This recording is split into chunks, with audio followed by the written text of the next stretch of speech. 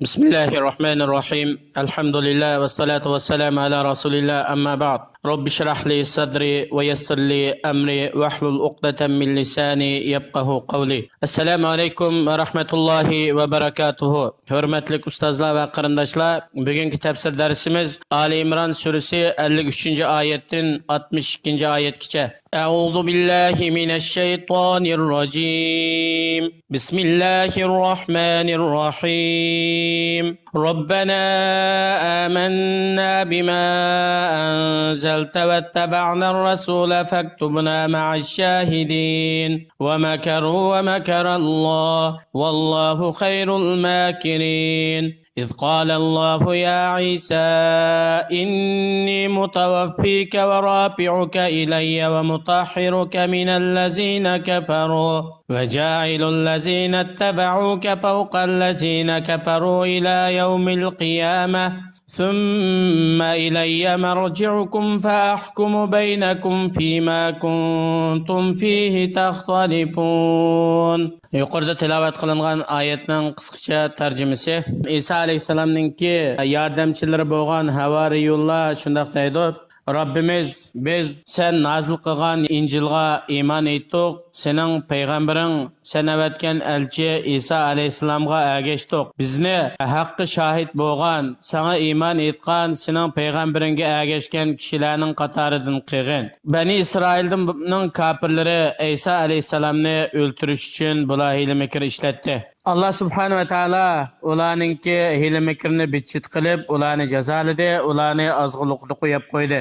Allah subhanahu wa ta'ala shu Bani Isroildan bo'lgan bir odamga Isa alayhisalomga bo'lgan bir o'xshashlikni tashladi. Ya'ni ularning orasidan bir kishining Isa alayhisalomga o'xshaydigan xil holatga keltirdi.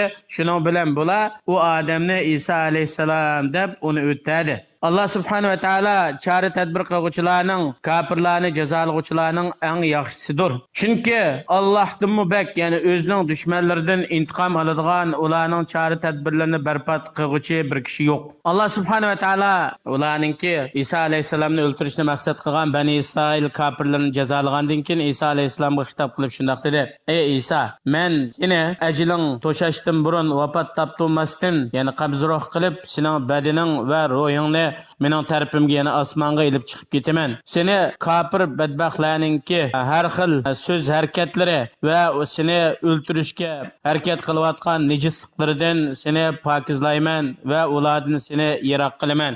Haq dinda sana ergashgan kishilarni va ularning qatoridan yana oxir zamonda payg'ambarimiz Muhammad alayhisalomning davrida yashagan va Muhammad alayhisalomga iymon etgan kishilarni sening ergashuvchilaringdan bularni qiyomatgacha kelgan yani kafirlarning ustida qilaman. Ondan keyin qiyomat kuni sizlarning qaytadigan joyinglar yolg'iz mening tarafim bo'ladir. Men u vaqtida sizlarningki dunyoda Isa alayhisalom to'g'risida ixtilof qilishgan ishlaringlar to'g'risida sizlarning oranglarda haq bilan hukm qilaman. فأما الذين كفروا فأعذبهم عذابا شديدا في الدنيا والآخرة وما لهم من ناصرين وأما الذين آمنوا وعملوا الصالحات فيوفيهم أجورهم والله لا يحب الظالمين ذلك نتلوه عليك من الآيات والذكر الحكيم. Sana kafir bo'lgan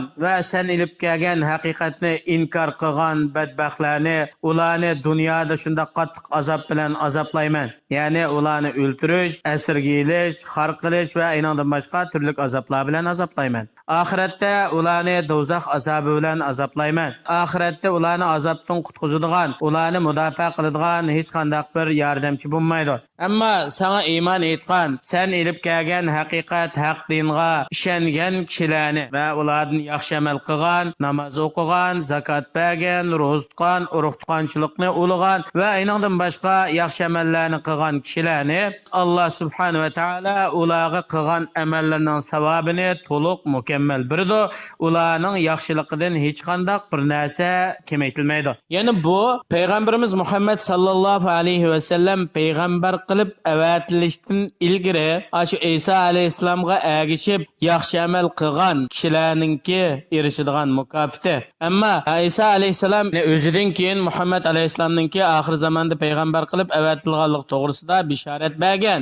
Agar Injilda Isa alayhissalomning shu bishoratini anglab, payg'ambarimiz Muhammad sallallohu alayhi vasallam payg'ambar bo'lgan davrdami yashab, payg'ambarimiz sallallohu alayhi vasallamga iymon etmagan, ishonmaganlar bo'lib qolsa, xristianlardan bular o'z nafsiga zulm qiluvchilardir. Alloh zolimlarni yaxshi ko'rmaydi.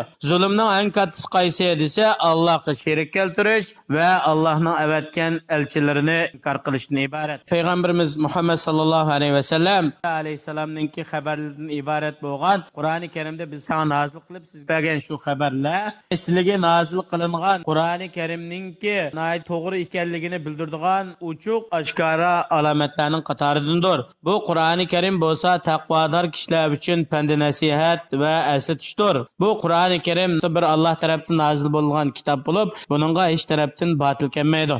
إن مثل عيسى عند الله كمثل آدم خلقه من تراب ثم قال له كن فيكون الحق من ربك فلا تكن من الممترين. Hamda İsa alayhissalomningki yaratilishning o'xshi Allohning huzurida Adam alayhissalomning yaratilishiga o'xshaydi. Alloh subhanahu va taolo Adam alayhissalomni otasiz, onasiz puraqni yaratdi. İsa alayhissalomni onasidan yaratdi, otasiz. Alloh subhanahu va taolo bir inson bo'lg'in dedi. Alloh iroda qilgandek inson bo'ldi İsa alayhissalom. Shundoq turug'liq bu xristianlar İsa alayhissalomni iloh deb xato gumon qiladi. Bu İsa alayhissalom otasiz yaratilganlikdan buni iloh deb gumon qiladi. Ular Odam alayhissalomningki otasiz, onasiz yaratilganligini bilib turib, Odam alayhissalomningki inson ekanligini iqror qiladi. Ammo İsa alayhissalomning otasiz yaratilganligidan buni iloh deb xato gumon qiladi. Bu to'g'ri emas. Haqiqat, ya'ni İsa alayhissalomning ish to'g'risida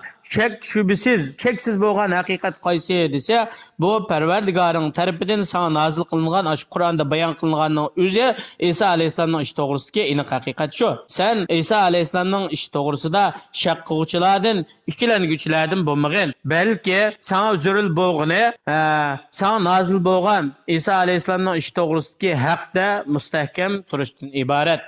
فمن حاجك فيه من بعد ما جاءك من العلم فقل تعالوا ندعو أبناءنا وأبناءكم ونساءنا ونساءكم وأنفسنا وأنفسكم ثم نبتهل فنجعل لعنة الله على الكاذبين. Ey Allah'ın elçisi, kim hem de sen bilen cidalleşirken, münazirleşirken şu devredeki Necran'ın Hristiyanları Peygamber Aleyhisselam'ın kışık gelip İsa Aleyhisselam'ın iş doğrusu da münazirleşken. Bula İsa Aleyhisselam ne? Bu Allah'ın bir bendisi emez. Bu Allah yaratılgan bu bende emez. İlah deb bunda oylap kalgan de. Yani sana Allah taraftan doğru ilim kelgendin kin İsa Aleyhisselam'ın iş doğrusu da sen bilen münazirleşirken ulağı eğitken. Bunda olsa kilinla biz mu ballarımızı çakırlı oğallarımızı, silahı oğallarını çakırınlar. Biz ayallarımızı çakırlı, silahı ayallarını çakırınlar. Biz özümüzü hazır kılıyla, silahı özanlarını hazır kılınlar. Onun dinkin biz bir cayga toplaşıyla Allah'a tüvençilik bilen bir dua kılıyla. Eğer biz ya ki silah iki tarafının kayısı yalgancı bolsa, yalgan sözlükçilerge Allah'ın laneti bolsun dep Allah'a yalvarıp bir dua kılıyla. Kilanla onda olsa dep ulağa kırınday.